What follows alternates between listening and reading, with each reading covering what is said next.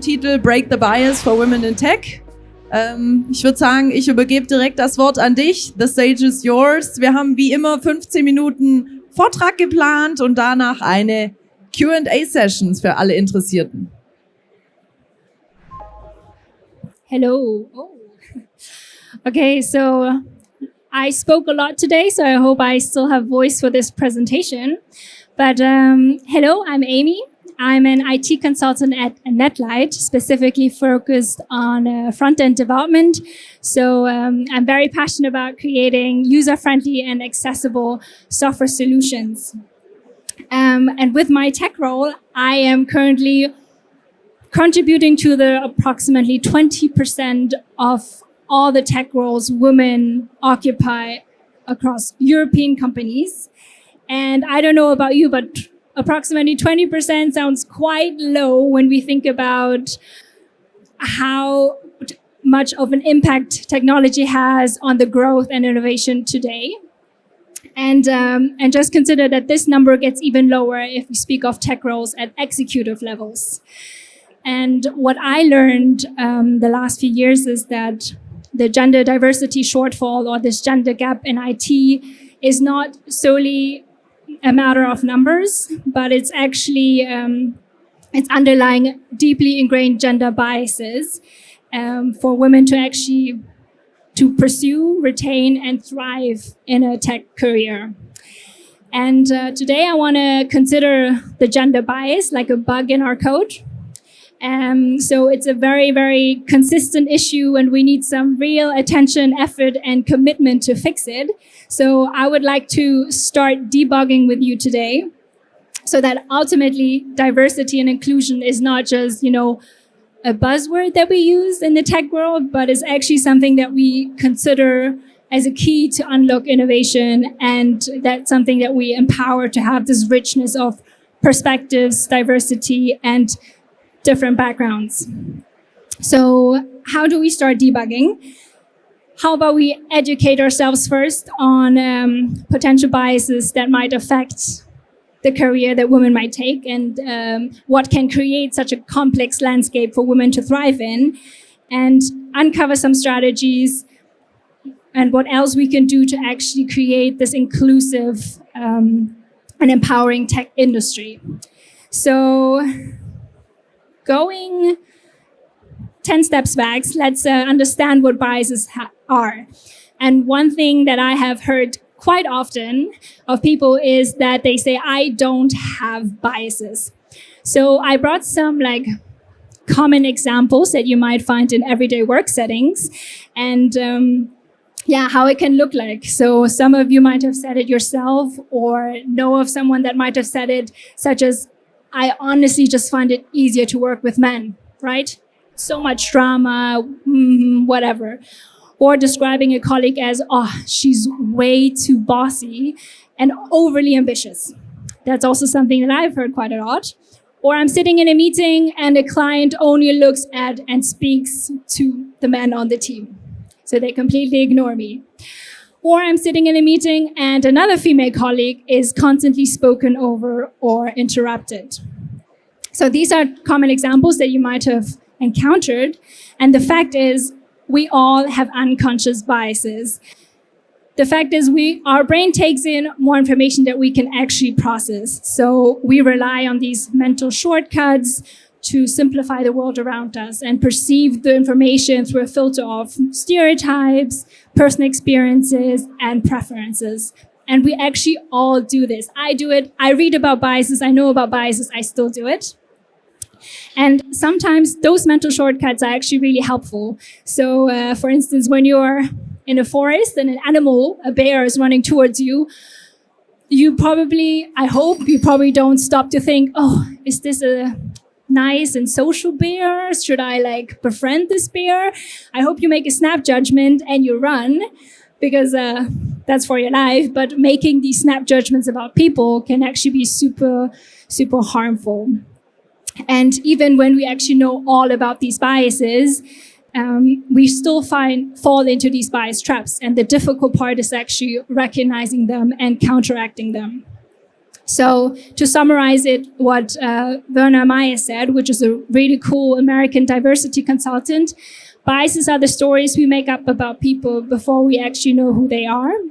And how to overcome these biases, we walk boldly toward them. And that's exactly what I want to do with you today.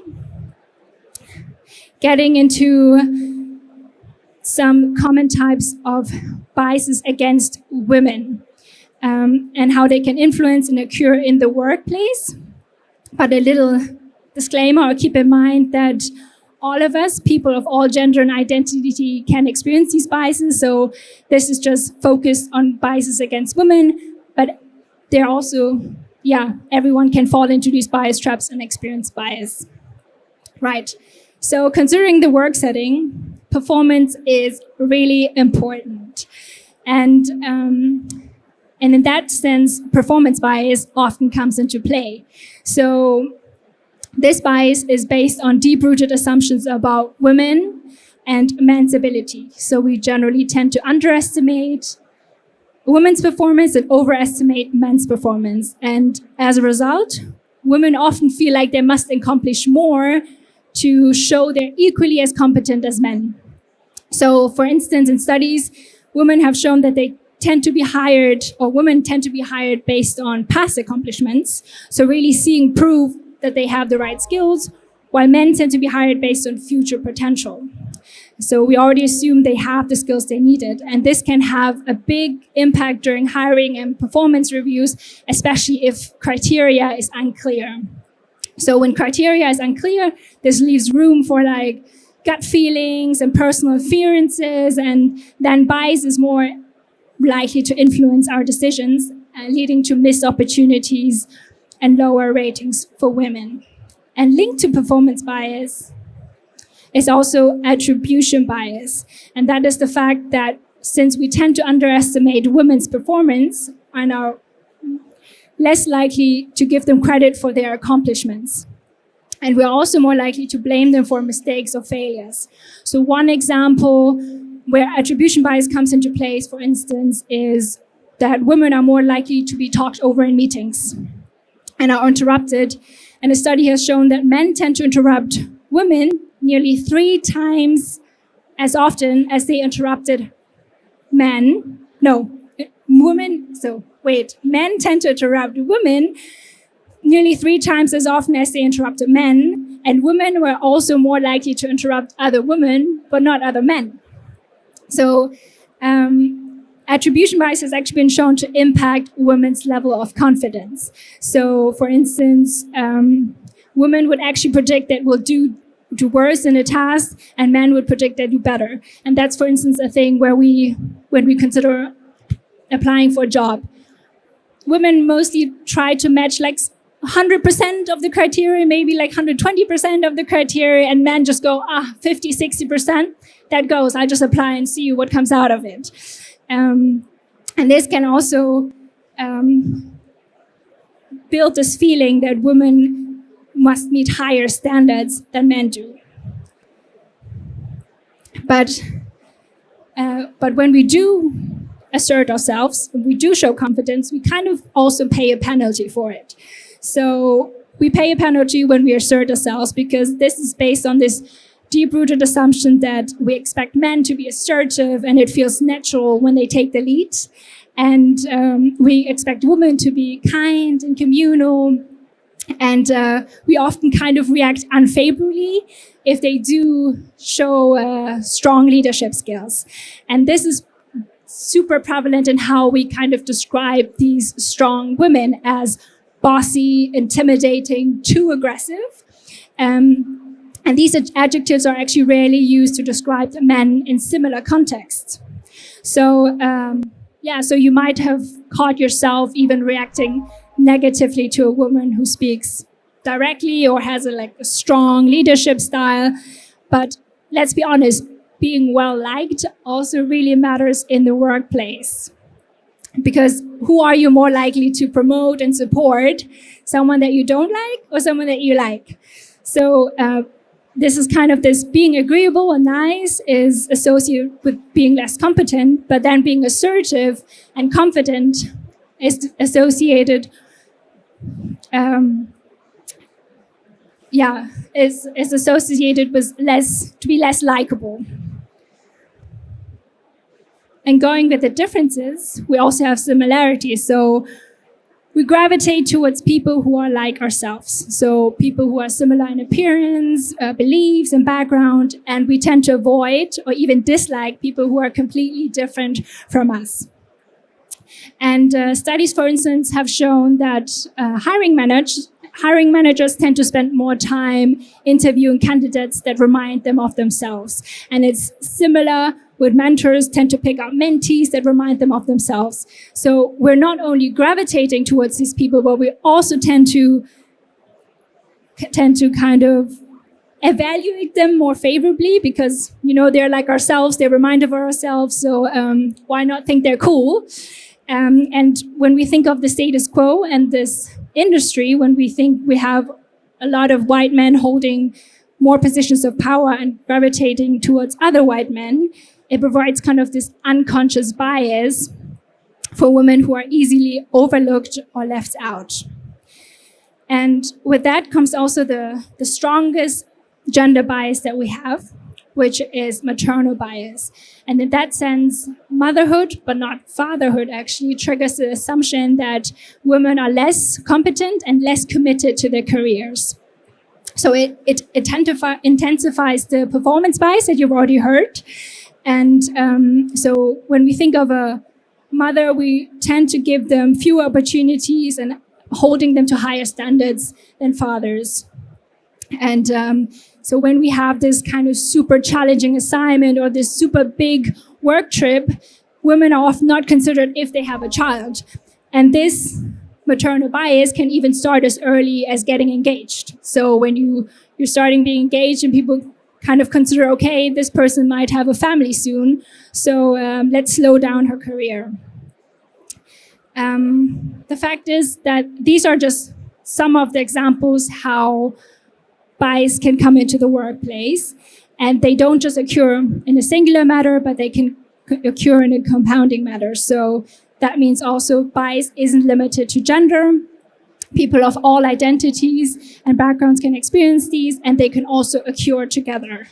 And if we go back to the cases that I mentioned in the beginning, what to do, let's get into the statement, what's the problem with someone saying, I honestly just find it easier to work with men?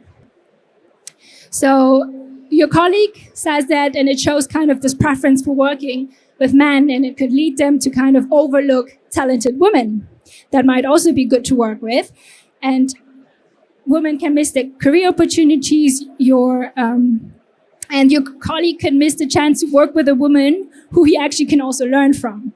So why does it happen? And there are 3 biases that might come into play. For instance, performance bias, which can lead them to incorrectly underestimate a woman's performance, but also likability bias. If your female colleague is a very strong and assertive person, it could be kind of, they can appear competent but less likable. And then if your colleague might be a man, it could also be rooted in affinity bias, so that he gravitates towards other men. So what can we do in those situations when we have this awkward comment? We can actually ask a probing questions, like, what makes you say that? And I think with unconscious bias, if people actually need to explain their way of thinking, it uncovers these biases and makes them rethink of what they actually said. You obviously also, if you're really deep into the bias talk, explain why it happens. Because then staying to matter of facts and telling them, okay, I seem like there's a bit of a bias going on here. But if you don't have that, you can also just share your perspective, just saying, well, I've had great experiences working with women. So it's more about, you might not change the person's perspective, but you can put another perspective or push back his point of view. And this is just one of overall example on what you can do if you have a certain comment that makes you feel uncomfortable. But there are also strategies to kind of generalize how we perform in those situations or in these acute situations. so we can speak up for someone in the moment, be an ally. So really, if you see someone being interrupted or talked over, ask the person to speak again. Remind people of a colleague's talent if it's not being regarded. For instance, if a woman is assumed to be more junior than she really is. So speak up for someone in the moment. Ask a probing question, and that's really what makes you say that, what are some examples of that, and really showing that the statement itself might have something uncovered that they need to rethink about, and making them discover their bias in their own thinking. What also really, really helps is a focus on the facts. So really, really sticking to the facts. So when you can shift the conversations back to facts. So when you are in a hiring meeting or promotion meeting and you feel like, okay, this is a bit biased, then really point back to the hiring criteria, point back to the promotion criteria to really have it set to the facts. And the fourth one is explain how bias is in play. So there are always hidden patterns. It can happen, and you can be part of it to surface these hidden patterns. So if you see that you notice that your hiring committee tend to select men over women with similar profiles, address that. Really address policy changes, address things that might show a certain pattern. But except for acute situations, there's also more you can do for yourself to grow your career yourself, or to go against these biases overall, which is, for me, mentorship. So there are so many mentorship programs. If your company doesn't offer it, there are so many mentorship programs that pair women in tech with experienced professionals or sponsors who can provide you with guidance, support, and opportunities. And I think for me, it's super valuable to exchange my challenges, fears, and maybe also things that I'm thinking about to really build my confidence, gain valuable insights, and navigate through challenges that I might encounter during my career. And second of all is community. So I'm here today with the CodePub. So we're creating spaces where women in tech can connect, share experiences, support each other. So these networks really provide valuable opportunities for mentorship, for collaboration, and empowerment. So be part of them, look for them. There's so many out there. Really recommend to build on that. Third one is obviously education.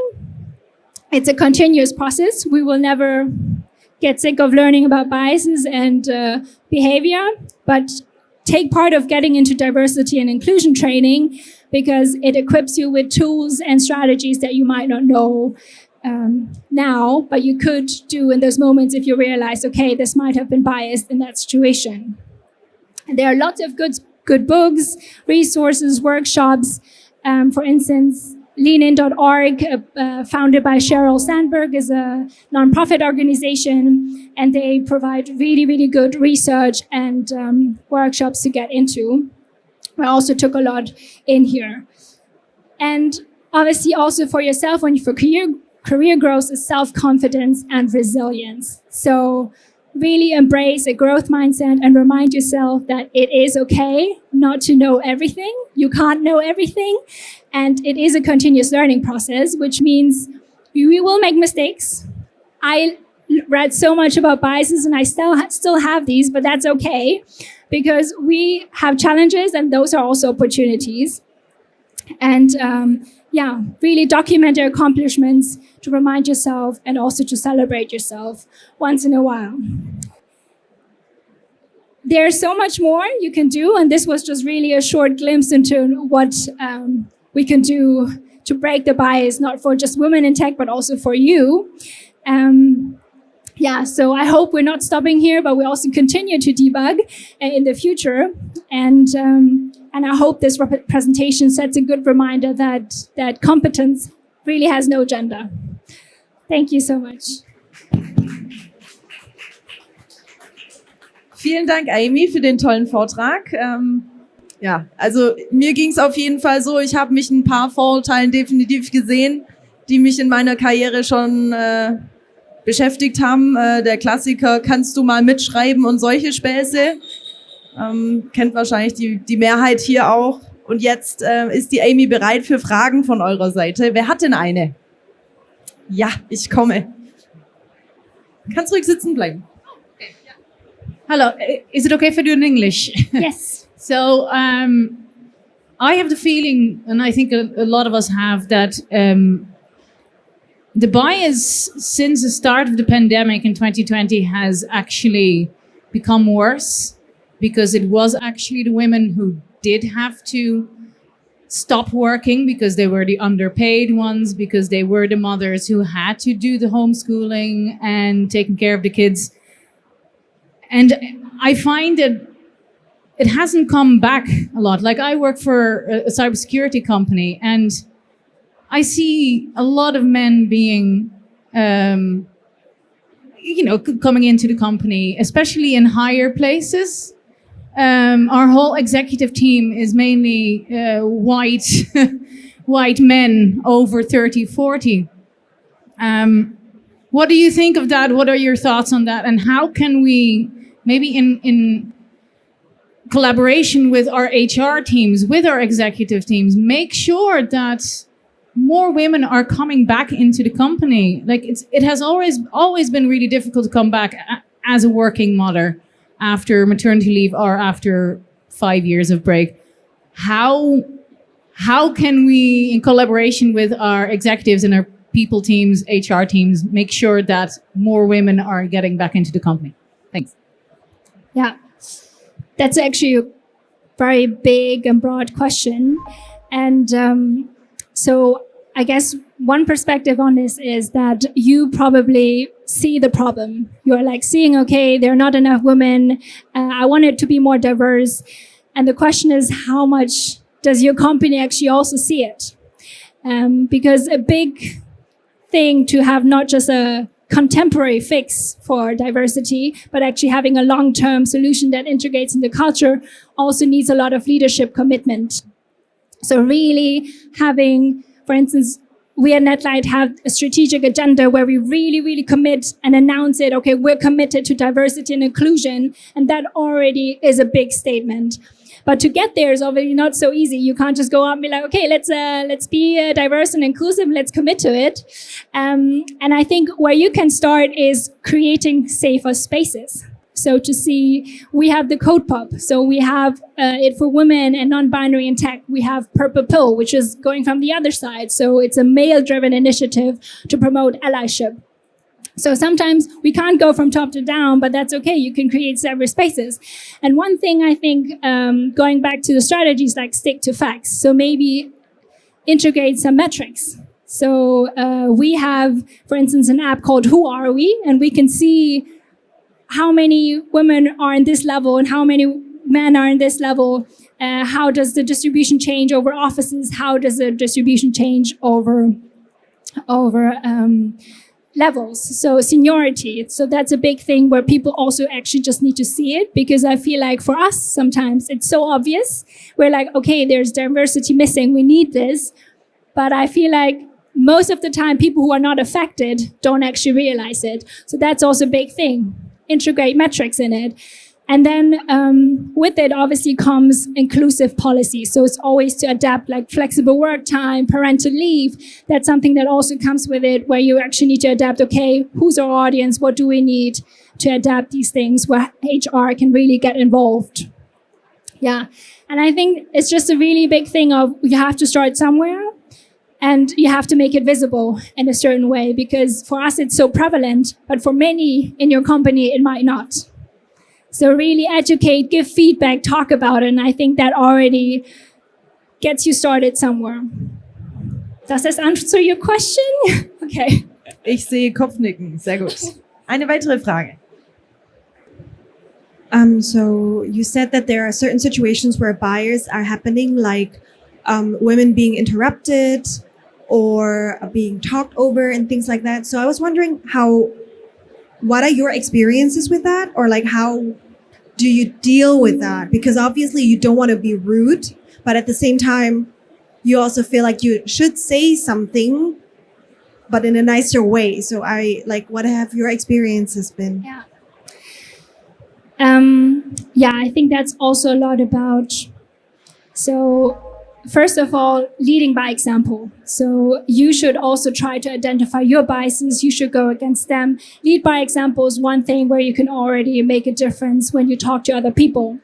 And then keep in mind that it's not kind of blaming. It should never be about blaming, because mostly unconscious biases happen unconsciously. So it's with no bad intention, but it's almost like deeply ingrained that they think like that. And in that sense, try to express it, but don't blame. So in a way, so you can go with the I perspective. So how you say it makes a big difference on how people perceive it. And I think you can also frame a discussion in a way that it's more like a learning opportunity. So you can recommend books, you can recommend workshops, you can more recommend an article to make it also more fun and playful, because there are also cool videos out there, and maybe getting into them like more subtly sometimes, because it can be that people are very uncomfortable to talk about a topic that they are not very used to.